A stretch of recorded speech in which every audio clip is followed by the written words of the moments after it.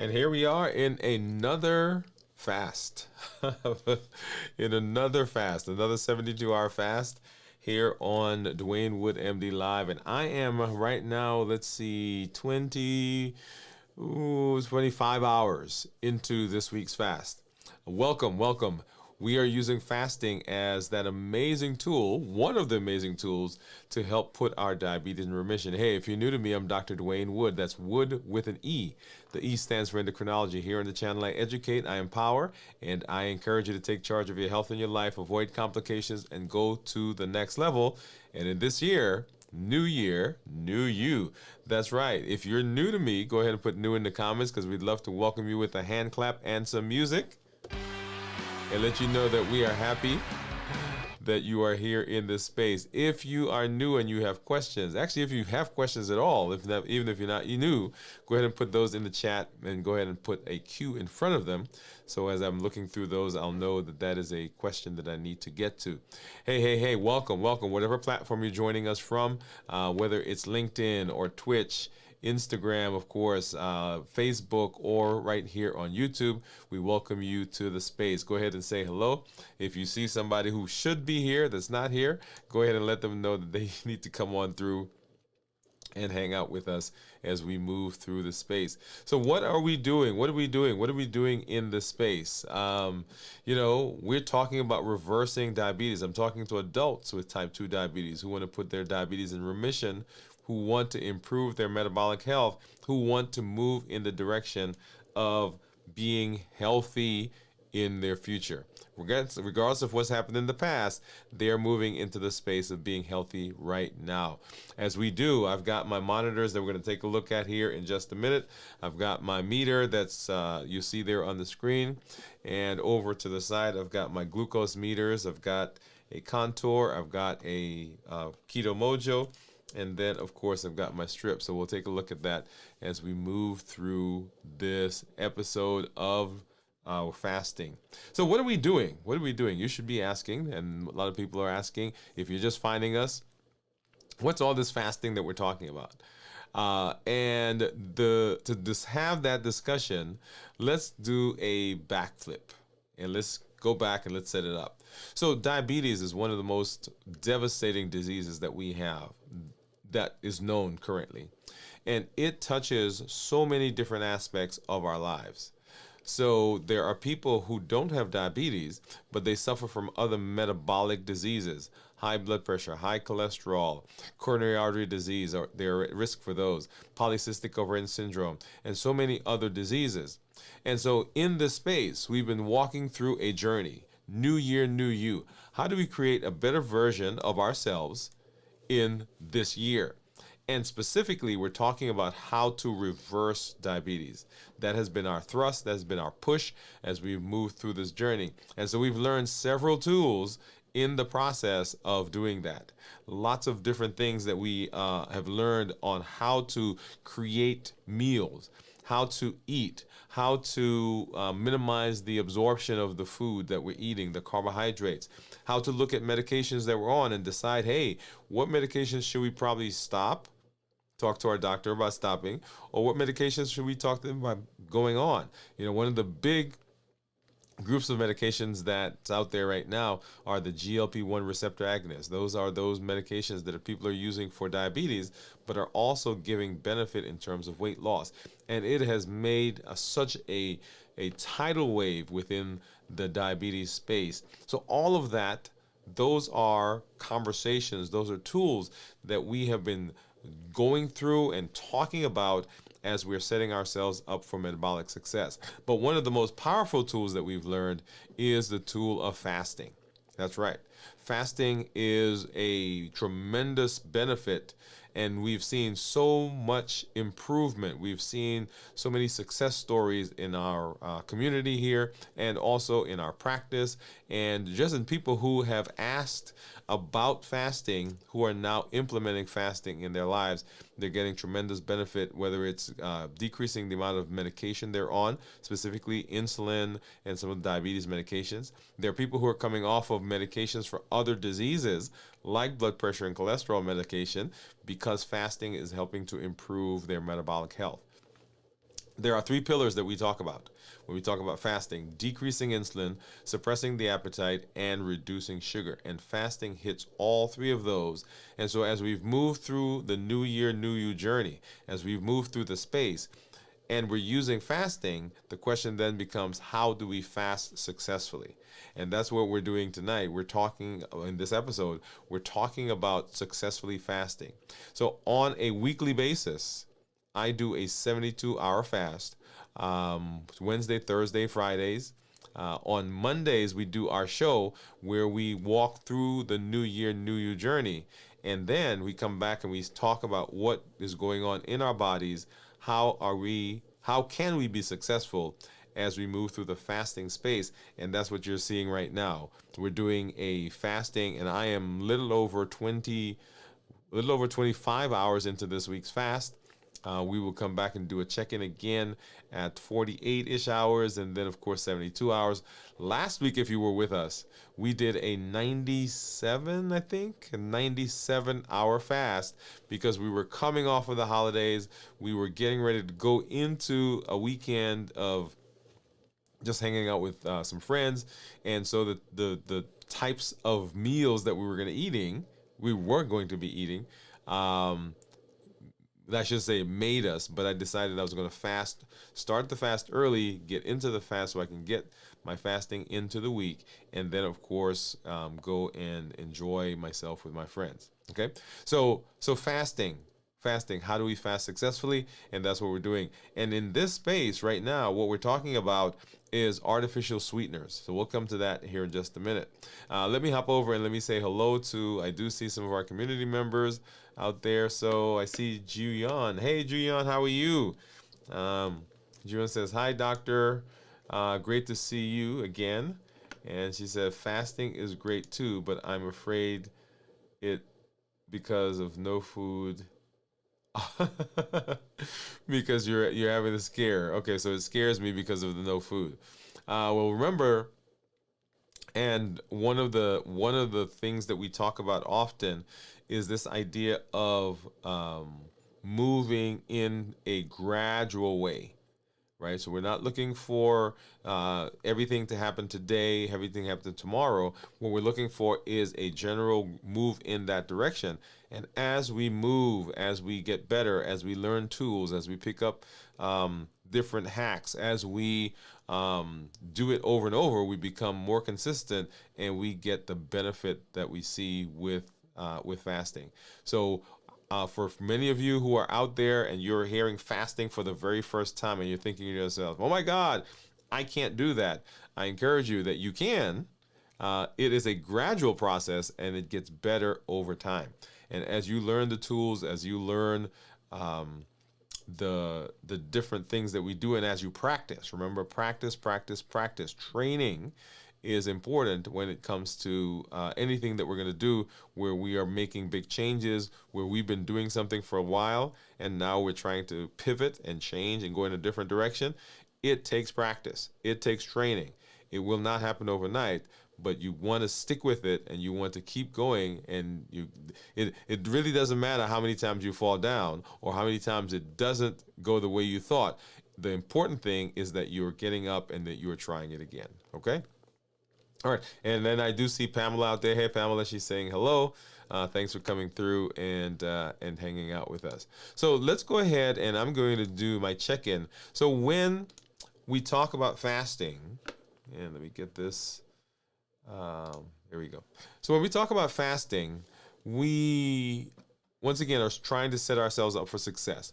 But with everything that we do, or anything that we do, if we're trying to improve, if we're trying to get better, it's important to make sure that you are looking at evaluating those things, seeing how your body's responding, particularly here in the health space, how your mind is doing with this new process, and are you getting the benefits that you thought you would get. And so on a, as I go through my 72-hour fast, we do a check-in, and I do a check-in every time we come on as we're moving through the space so that we know where I am, how I'm feeling, and what is going on with me. So there are several places where people sometimes will have difficulty, And one of those places is how they're feeling physically, mentally, and emotionally. And so as I'm doing my check-in, those are the spaces where I will do a check-in. So let me go ahead and let's hop over there, and we'll come back and we'll take a look at my monitors, as I said, here in just a minute. But let's go ahead and do our check-in. So I am, as I said, 25, little over 25 hours into this week's fast. And physically, I am feeling pretty good. Um, Often, when we talk about how we're feeling physically, this is, are we feeling tired? Are we feeling fatigued? Are we feeling like, we're hitting a wall? Do we feel like we're being sluggish or drained? I could tell that I need to get rest because, once again, this is another one of those weeks. So I came out of last weekend. As I mentioned, I went to hang out with some friends, and came back and have been kind of running ever since. And I mean, I am getting rest, but I do think I need to get a little bit more. So I'm probably getting about 6 hours, maybe 5.5, 6 hours. So I need more. So I could tell that I am feeling a bit tired, but I'm not feeling sluggish. I'm not feeling like I'm hitting a wall. Okay, so those are important things. And we'll talk as we go through the week. If you, when you come back to join us on Friday, we will do our check-in where we're doing a complete check-in or complete review of fasting. So how to prepare for a fast, how to get through the fast, and of course, how to break the fast. So physically, I'm not feeling sluggish. I'm not feeling lightheaded, dizzy, or sweaty. Or I'm not feeling any palpitations. Those are things that people will feel as they move through the fasting. Mentally, I'm feeling clear. Once again, your mental or your mentation will go along with how you're doing physically. So if you're not rested, then you can have sluggishness in your thought process. I'm not feeling cloudy. I'm not feeling like I'm in a bubble. Those are the phrases that people will use as they talk about how they're feeling mentally. And then, of course, emotionally, had a great time over the weekend. I came into this week honestly with a little bit of heaviness because hung out with some friends, talked with them, and of course we had fun, but we had some interesting conversations, some serious conversations, and then coming back home and then having conversation with some folks here in my family, and so it was one of those weeks where the conversations were a little heavy. And so, as a matter of fact, my team, someone said to me on my team, you're not yourself. And that was Monday, Monday and yesterday. But the fasting wise, I think I'm doing well. And with fasting, as you know, your emotions play a big part in the fast. I actually started the fast on Monday when I got back, right? Because I had gone away. I started the fast and then had gone through probably about 24 hours. I think when we did our show, I had done a little over 24 hours, and so the plan was to continue that fast into the rest of the week. So we're going to do another one of those longer extended fasts. And my mind got into those spaces as I'm describing with my family and friends and some of the conversations.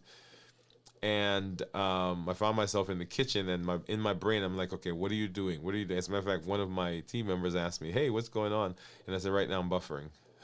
I said, right now I'm buffering.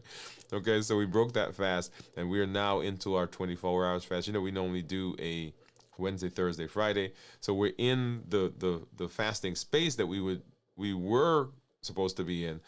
I intended to do that earlier, but as you know, life happens, okay? So that's what's going on in terms of check-in, but make sure that you are doing those same things as you're moving through that space as well, and that you are checking in with yourself to see how things are going.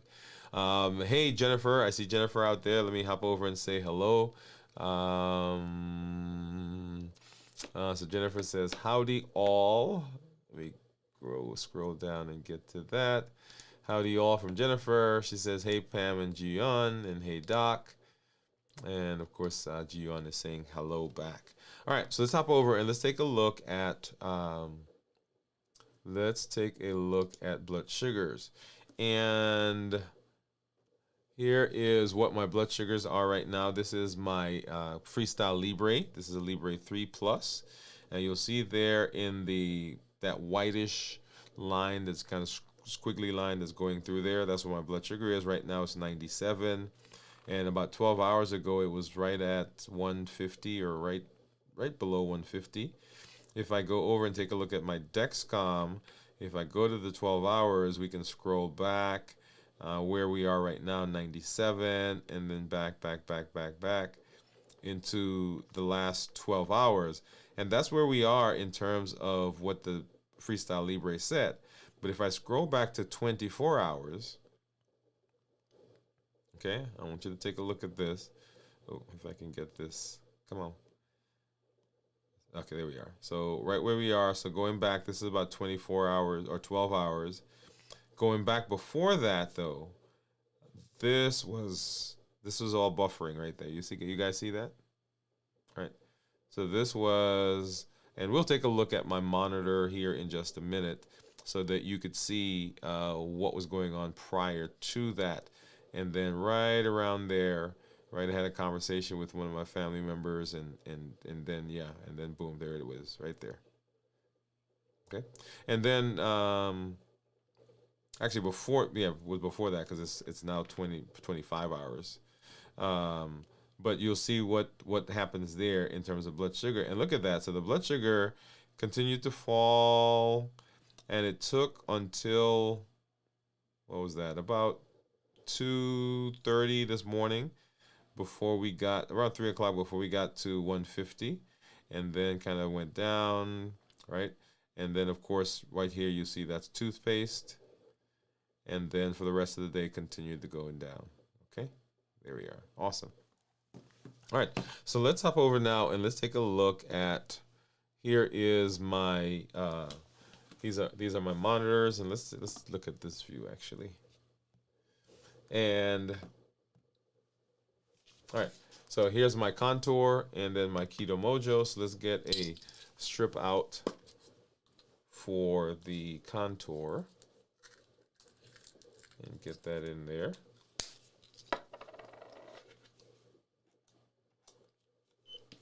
All right, and then this, so for Keto Mojo, I've got 2 strips. So the brown is for the glucose, and then the blue is, I think you can see that's blue. That's for ketones. All right, so let's go ahead and let's open this up. And that one opened kind of odd. Let's see, let's get this out of here. All right, so there we are. And so here is, all right, so that's my ketone, that's glucose, and then I'm going to open this one and just have it ready off to the side.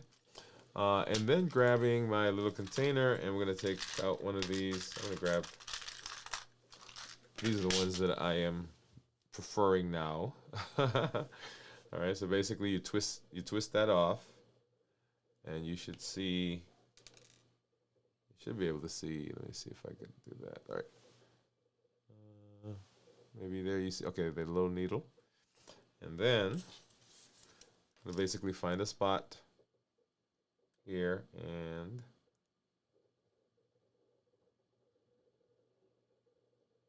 ow. It's okay, so we got a good drop. And what do you think my ketones are going to be if you go ahead and drop a guess into the chat? So a little over 25 hours. So 95 for for Keto Mojo, 97 for Contour, and then of course right there you'll see 96 for the Freestyle Libre. Let's go ahead and get a strip in for the ketones and get that going. Cool. All right. Okay, so yeah, so if you think if you think you know what it is, go ahead and drop that in. And of course, I won't let you see that right now. So Steve, so Steve comes in just in time to give a guess. Steve says he thinks it's going to be 0.4. Hello, Steve. How are you, man? Thanks for stopping through.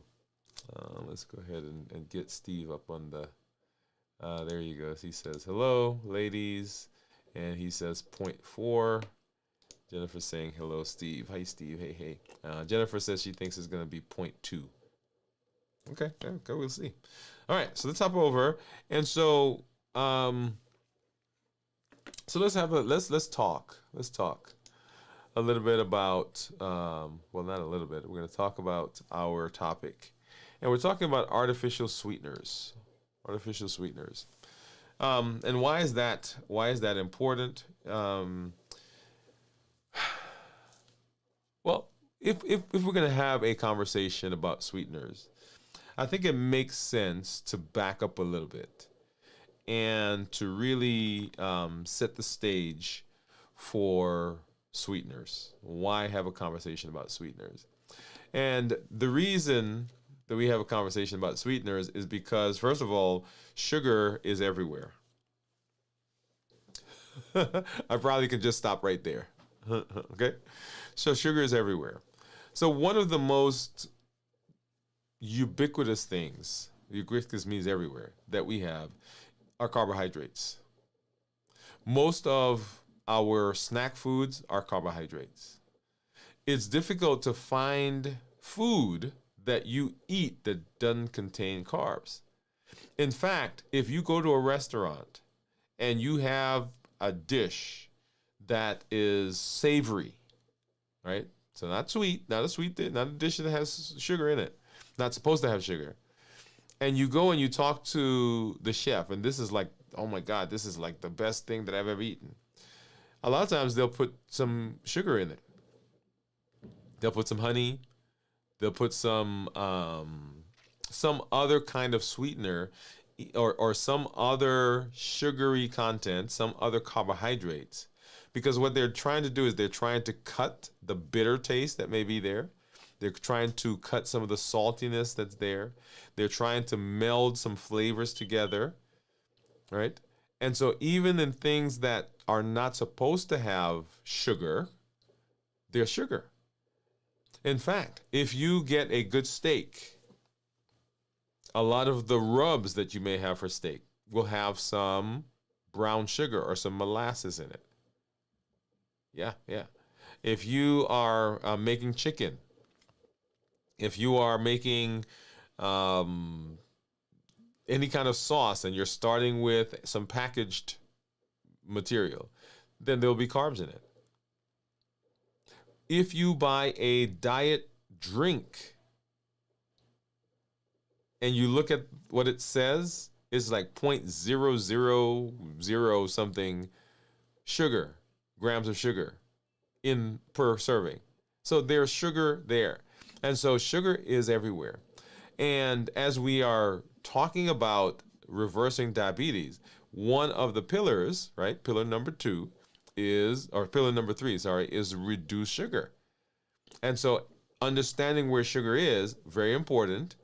And then if we still like the taste, if we like the flavor, if we like that sweetiness, how can we get that? And that's where artificial sweeteners come in. Okay? So, but if we look at sugar, there are lots of different places where we find sugar. There are lots of hidden sugars. In fact, there are probably about 60 different names or more of sugar, right? You'll see several of them there. And these are common names, but they can include things that you've never heard of, right? So common things that we've heard of course, high fructose corn syrup, dextrose, maltose, all of those are things that we know of, that we've heard, that we see. We know those, but sometimes there are things that we don't know, right? So sucrose, like we say, we know that. So high fructose corn syrup, dextrose, glucose, of course, fructose, maltose, lactase or lactose, maple syrup is one. And cooking, a lot of people will use maple syrup in cooking. Now here's the kicker.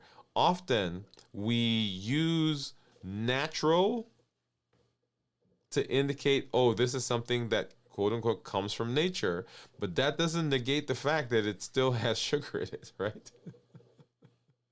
Right, molasses, for example, corn syrup, agave nectar, sorbitol, brown sugar, coconut sugar, raw sugar, evaporated cane juice, right? So now we're using juices. So we evaporate it, concentrate it, and we use that. So one of the most popular ways of sweetening things is with apple juice or apple juice concentrate, I guess I should say. Okay? So caramel, rice sugar, fruit juice concentrate, that's one we just talked about. Palm sugar. So lots and lots and lots of different places where sugar will show up. And so understanding them, knowing them allows you to, right, be successful as you're looking at, okay, well, how do I cut back on sugar, right? So one thing that you want to do is when we're looking at sugar is, hey, we're looking at total sugar versus added sugar. And you've heard me talk here in this space, and we've had conversations about this idea of balanced bites, right? So balanced bites says that what I'm doing is I'm reducing added sugar. So not that the thing I'm eating doesn't come with sugar, for instance, orange juice. Orange juice has natural sugars. Apple juice has natural sugars. A lot of the foods that we eat have natural sugars in them, but we are avoiding added sugar. And so when you're looking at your packaging, right? So on the nutritional facts, right? They give you the calories, they give you the total fats, they give you the total, the sodium, they give you the total carbohydrates, total sugar, and then that next line right there is added sugar. And so we want that added line, that sign line says added sugar, we want that line to be 0. Or as close to 0. Sorry, I'm not going to fudge there. So it should be 0, right? But as you heard me say all the time, when we talk about our balanced bites, right? So we want to reduce, right? Notice it says that balanced bites says no sugar, no added sugar. We want to reduce sugar. And it is a process. It is a work in progress. So we're not beating you up because you have some sugar in whatever it is. Now you have to understand how that sugar will affect you, and you are working towards the no sugar, right? Because every bite counts. Everything that we use counts in our in the process of improving our health. Okay, so total sugar versus added sugar. And then when we think about sugar, the other important thing is serving size. So often it is the serving size that causes the issue. So if you look at a box, on the box it'll say, hey, a serving of this particular thing has this many carbs, has this much sugar in it. And then it'll say this box has 5 servings. That means then that whatever you saw as the carbs for that, the sugar for that, you have to multiply it by 5.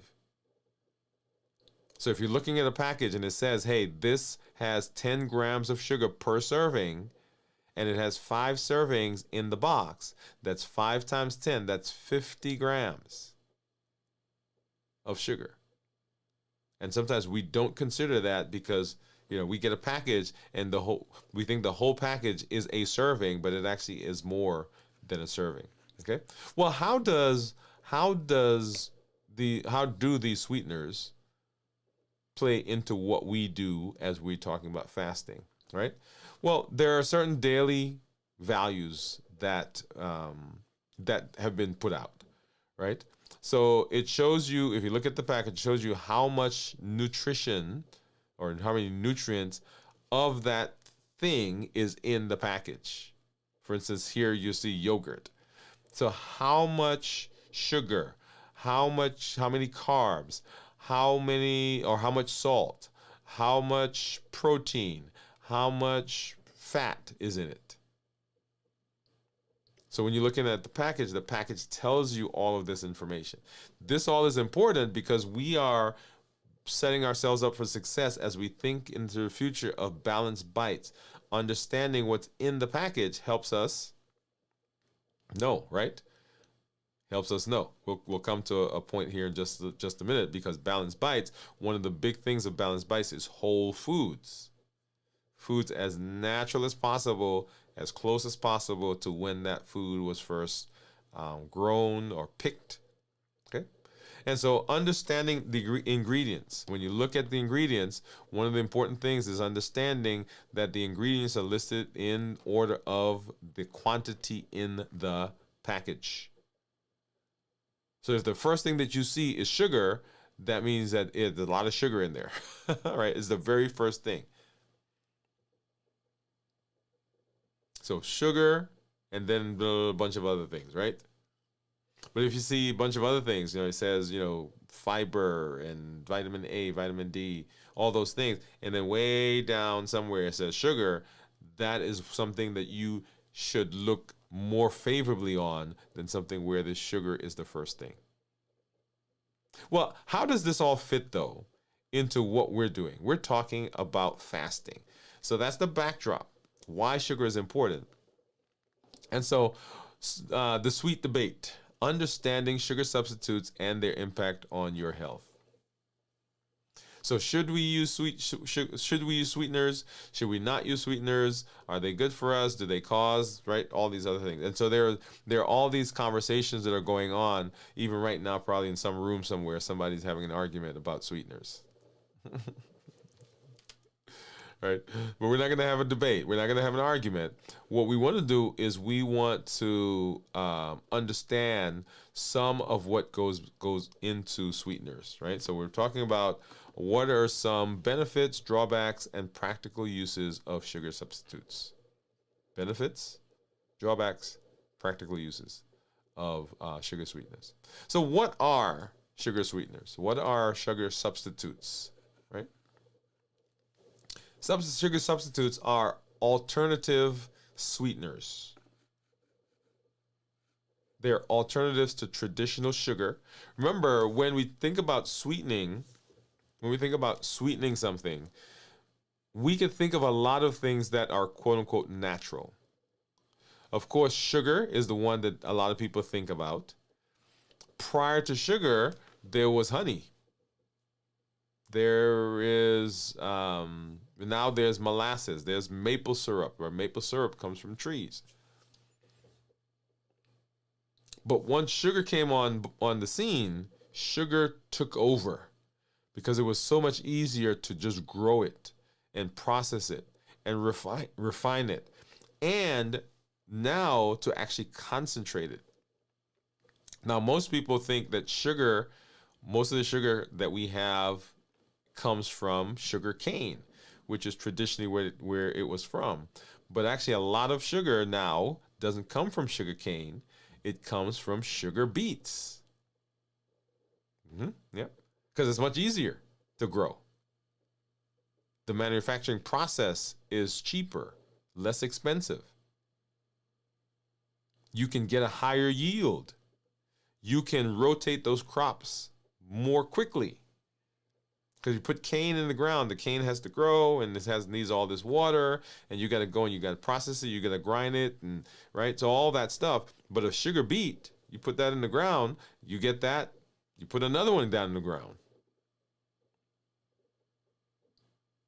Okay, so sugar comes from there. But then we like the taste. We've gotten used to the taste of certain things, and we want to get the taste without getting the rise in blood sugar. And so hence, here comes sugar substitutes. And there are a lot of sugar substitutes that are out there. Okay. There are natural sugar substitutes, and those are things like stevia, monk fruit, erythritol, xylitol. Okay. And when we think about these, you're not seeing my, there we go. So when we think about these, substitutes, these are substitutes that are considered natural. We'll talk here in a minute about some of the artificial ones. So for instance, stevia has 0 calories. It comes from leaves, right? The stevia ribautain leaves. So the benefits of that. So no sugar. It doesn't cause a blood sugar spike, but it's kind of bitter. Okay. So monk fruit, very sweet, actually a lot sweeter than sugar. So it has no calories, no impact on blood sugar. It often is mixed with other sweeteners, right, to make them taste better. Erythritol, low calorie sugar alcohol. It does not spike the blood sugar, but it may cause GI discomfort, right? Because it can cause bloating, and the bacteria can take it and use it, and yeah, causes some issues there. And of course, xylitol, right? So it has a low glycemic index. It's good for dental health. Drawbacks: it can cause digestive issues, and it can be bad for pets. So those are the natural substitutes. And then of course there are artificial ones, so aspartame, sorry, sucralose or Splenda or saccharin. So aspartame is found in diet sodas and sugar-free gum. It's low calorie. It's widely studied. As a matter of fact, if you had to pick one that we see more often, it's probably aspartame. There's some controversy around it because of what people say it can do. I mean, there's everything from blood sugar to cancers to immune responses to it. Of course, people who have phenylketonuria or PKU are people that should not do this because it can cause problems for them, right? Aspartame. Sucralose or Splenda, used in baked goods, beverages. It's heat stable, so that it's using a lot there. So you'll find this one more often in your baked goods. So no effect on blood sugars, but drawback is that you can have an effect on gut bacteria. Right. So remember, as we're talking about sweeteners, yes, we're talking about sweeteners as it relates to blood sugar and diabetes and fasting, but there are other things that happen that, sure, the sugar is good, but hey, look at this other thing that it does. And this is what you're seeing here when I'm talking about the GI tract and drawbacks from some of those and what it does to the gut bacteria. Okay, so sucralose or Splenda, stable in heat, has some issues with gut bacteria. Or the next one is saccharin. Saccharin is used in tabletop sweeteners and diet sodas. 0 calories. It is very sweet, and it can have a bitter aftertaste. That's one of the things with some of the sweeteners. As you use them, people say, I could tell that this is artificial sweetening because there's that aftertaste. A lot of things will have that. Whenever I use, and I don't think I have, I don't think I brought any. Oh, hey, okay, hold on a second. So for my, when I'm fasting, one of the things I use is artificially sweetened teas. Right, and here's one of them. Let's see. There we go. So this is Gold Peak tea is what I use, and it is artificially sweetened. And I like this because when I drink this, I can't taste an aftertaste. Like, there are certain teas that I drink, certain artificially sweetened teas that I drink, and I could tell that it's artificially sweetened. This, I can't tell. The other one I use, I don't think I have a bottle of that. And in fact, as soon as I said that, I just forgot it's not Gold Peak. This is Gold Peak. It's the anyway. I just lost the train of thought, or forgot that. But that one doesn't taste. Excuse me. That one doesn't taste like it's artificially sweetened either. Okay. All right. So saccharin.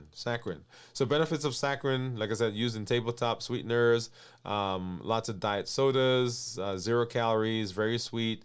Drawbacks: it can have that bitter aftertaste.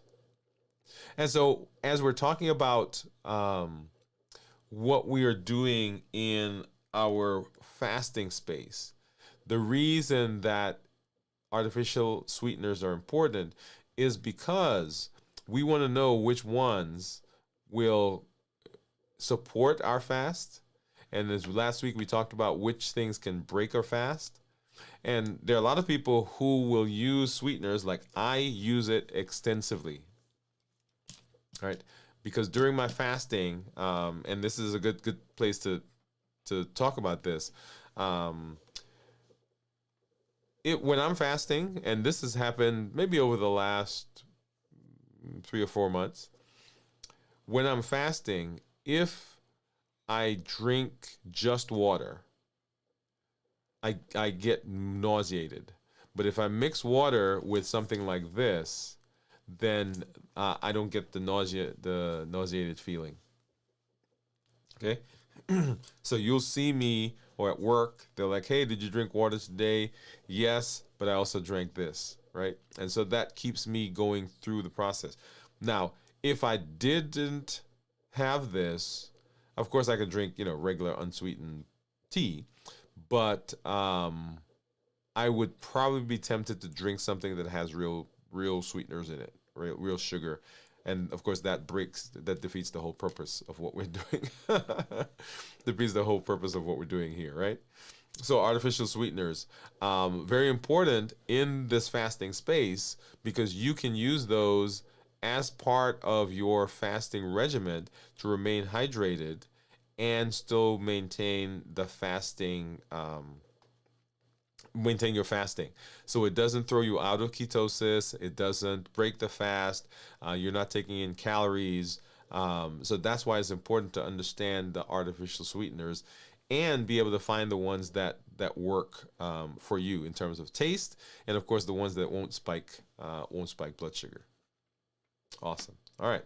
So let's see. I think I saw a couple of comments there. So let's go back. So Steve said, I watched the video today that talked about MA. Oh, maltose. Okay. I was like, MA. Okay. What did they say, Steve? Drop that in the comments. What did they say? Right. So maltose. Oh, yeah. Steve says maltose.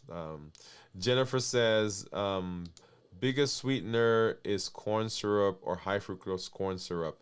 Yeah, so it is huge, right? So a lot of places, a lot of things that we eat, drink, consume, we don't realize that it actually has high fructose corn syrup in it.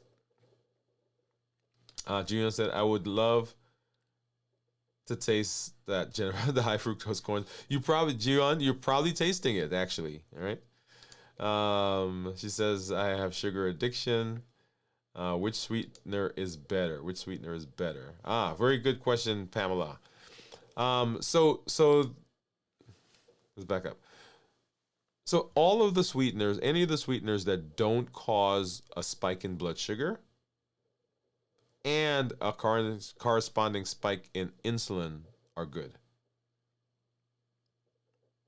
It just now matters what the taste is. And as you saw there, several of the ones that we talked about had a bitter taste or an aftertaste, and so that's where people will run into issues. But a lot of the sweeteners that are there will not cause a rise in blood sugar. Okay, for instance, stevia has 0 calories, and it doesn't cause a rise in blood sugar. It doesn't cause an effect in your blood sugar. Okay, monk fruit is very sweet, and it should not have an impact on your blood sugar. Should not have an impact on your insulin either. Okay, so those are good ones. As we get into the artificial ones, of course, aspartame is one that people use all the time. And as a matter of fact, because it doesn't have calories and it doesn't cause a blood sugar spike, that's why it's in a lot of different things. Okay. All right. And then Steve says, they just said usually listed in the ingredients and not listed as a sugar camouflage, right? Yeah, so there's a lot of, I shouldn't say a lot. There are places where it's not listed and it actually has sugar. And so I think that's very deceptive. I don't know how we change the policies, but you have to be careful. If you are in any way interested in um, making sure that you are avoiding sugar, for instance, as we're talking about new balanced bites, is you're gonna have to look and you're gonna have to research certain foods. Okay. Jennifer says allulose is my favorite. I can with it. So Jennifer, I think I'm that last sentence. Oh, can sorry. You can with it. Yes, yes. Okay, okay. Thank you. I had to read that again, Jennifer. She cans with it. Yeah, Jennifer does a lot of canning and stuff out there. So you're gonna make a care package for us. We're gonna make a Dwain Woode MD care package, and we're gonna send it, and we're gonna share it. Share it. Okay. All right. So let's go ahead and let's take a look at glucose, and then we'll come back and we'll take a look at my ketones. All right, so here we are. So you'll see there that my average blood sugar of 147 over the last 14 days. I'm in target 74% of the time, target being anywhere from 70 to 180, and my glucose management indicator, which is a surrogate, which is an estimate, which is a calculated estimate of what my A1C would be, is 6.8. Okay? This is for 14 days. If I change to 90 days, it's probably going to be like 135. Okay, so 133 is my average over 90 days. I'm in target 87% of the time. Target, once again, being 70 to 180. And my glucose management indicator is 6.5. Okay, 6.5. And so that means if I were to get A1C there, it would approximate a 6.5. If I look at my daily graphs, so let's go back, and I want you guys to see. So here we broke our fast, if you remember last week. Okay, and then this is the weekend, y'all. Look at that. All right, so hanging out with the guys. Right, I had somebody who recently told me that they actually said, I shouldn't say somebody, but several people this week coming through the office said that they went on cruises and so forth, and so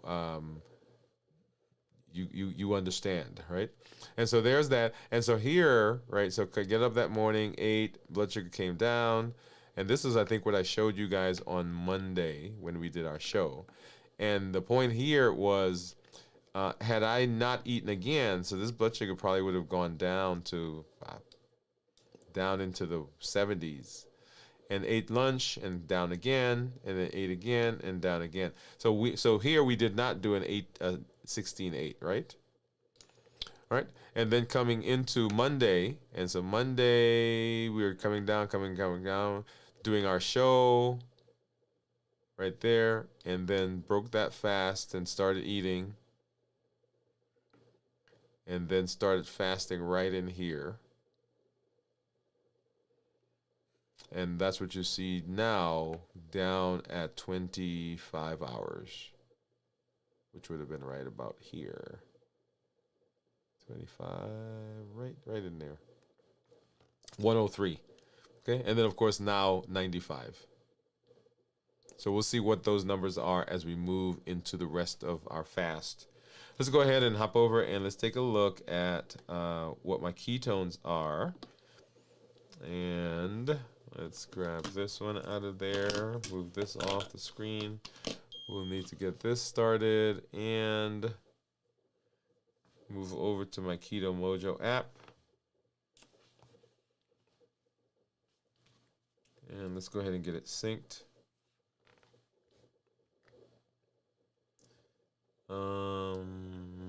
You have, oh, wow, it's telling me I've never synced with this. That's not true.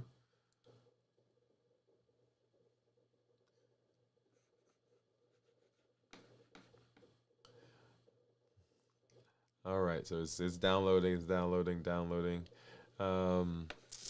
All right. Let's see. If you have any questions, pop those in the chat. Pop those in the chat. And while we're waiting for that to come up, I'm going to go ahead and drop into the chat the link for our community meetup, which is coming up on the 19th.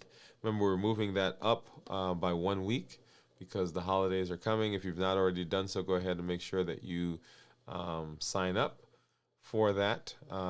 Great time for us to get together and talk to each other, meet each other, talk about what's going on in our lives, and to support each other in the community. Right? New year, new you. Remember, educate, empower, and encourage. And that encouragement comes from community. So make sure that you are, make sure that you signed up from that so you can join us. All right. And so we're right at 98% now. We're sinking. And 99. And I think Steve said 0.4 and Jennifer said 0.2.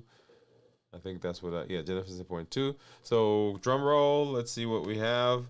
And blood sugar of 95 and ketones of 0.2. Jennifer, yeah. So Jennifer hit it right on the nose. So remember, when we talk about ketones that are less than 0.5 are considered normal. 0.5 to 1.5 considered nutritional ketosis, and above 1.5 considered therapeutic ketosis. So if we look at this is last week's tracing graph, you'll see there that and let's move over to let's do this. There we go. You'll see there that as my blood sugars went down as I fasted, and that's the turquoise line, the tan line, that my ketones went up. So blood sugar going down, ketones going up, because once I started fasting, then the insulin levels go down as well. And once insulin goes down, then ketones come up, because insulin and ketones can't exist in the same space. And then coming into this week, there we go. All right, so coming into this week where we are now, you'll see blood sugars are up here at, so that was Monday at 110, and ketones were 0.2. And then today, blood sugar is 95, and ketones are still 0.2. Okay, that's at 25-ish hours of fasting. All right. So when we talk about ketones, we want ketones to be 0.5 or higher as we talk about metabolism and improving health and reversing diabetes and insulin resistance and all of that. We want ketones to be 0.5 or higher. Okay, awesome. All right, let's see. I think we've got some other comments here. Let's see. Jion says, I love maple syrup. Maple syrup is good. We use a lot. I should say a lot. We used to use a lot of maple syrup with my son. We used to make pancakes and waffles and all that. Not as much anymore. Jennifer said, I made apple pie filling from neighbor's apples using allulose as a sweetener. Steve says, yum. Pam says, I will own up to that. That was difficult, but I think I kind of did okay.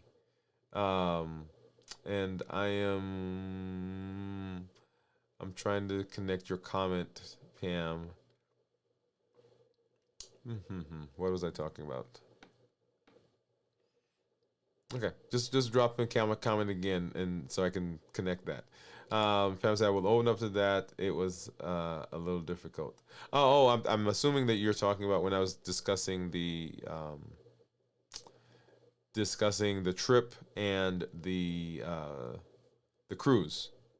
Right, so we had a lot of people come through who had gone on cruises for Thanksgiving, and yeah, yeah. Pam says cruise.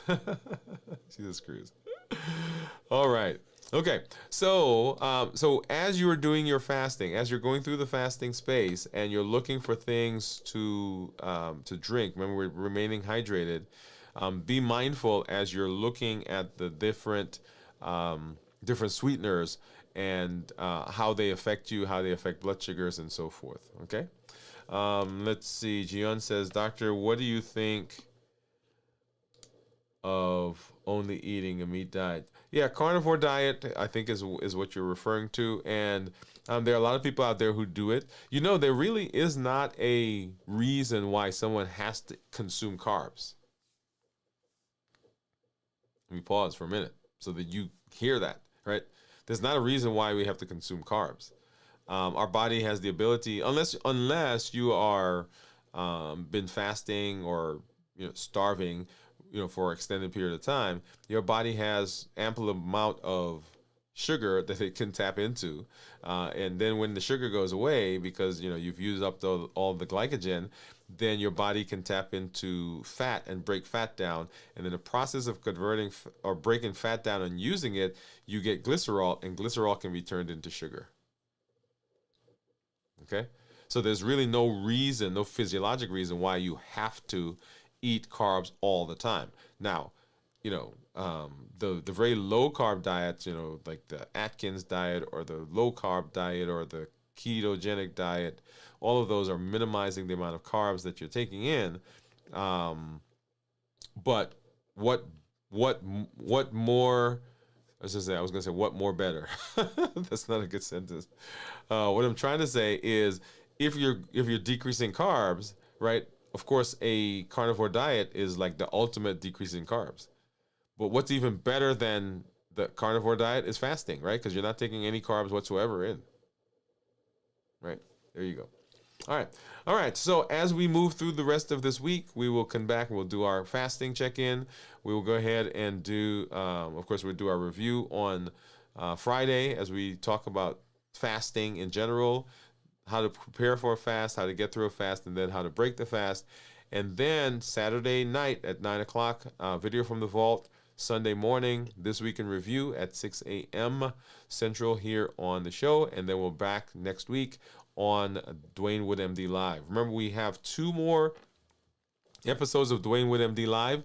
Our last episode will be on the 23rd. That's the Monday right before the holiday, before Christmas. We will continue to do our check-ins leading up to that. Our community meetup, of course, we've moved up 1 week because of what's coming up in the rest of the month, and you want to make sure that you are there as we get ready to launch into the new year with limited living, or limitless limited with limitless living, as we elevate to the next level. We're taking new year, new you, and we're building on that, and that is limitless living. It says that there's nothing outside of me and nothing that's in me that's going to prevent me from doing what I need to do to be successful in my health. Hey, thank you for being here. Thank you for hanging out with me. I'm always glad when I get to spend time in this space with you, with this community. Remember, you have unlimited potential, unlimited ability to make changes for your health and to set yourself up for metabolic success. We unpack that, we release it, we tap into that with the Triple E formula for success. We educate, we empower, and we encourage right here on this channel, with the blogs, with the podcast, with the challenges that we do, and then, of course, with this amazing community. Remember, we are reversing diabetes, the pillars: decreasing insulin, suppressing appetite, and then reducing sugar. What is very important to remember there is that there are a lot of things in our environment that will push us to eat and to break our fast and to eat the things we don't want to eat. That's given by the HEAT model: habits, emotions, access, and taste. Thank you for coming through. Remember, everything that you eat has a part to play in your body and the signals you're getting. So we want to fuel our body with balanced bites. Well, thank you once again, as I said, thank you for being here, all of you for coming through. This is Dr. Dwain Woode. That's Wood with an E. The E stands for endocrinology. Here on the channel, I educate, I empower, and I encourage you to take charge of your health and your life, avoid complications, and go to the next level. And in this year, new you. We'll see you at the next episode. Have a great evening, everybody. Bye-bye.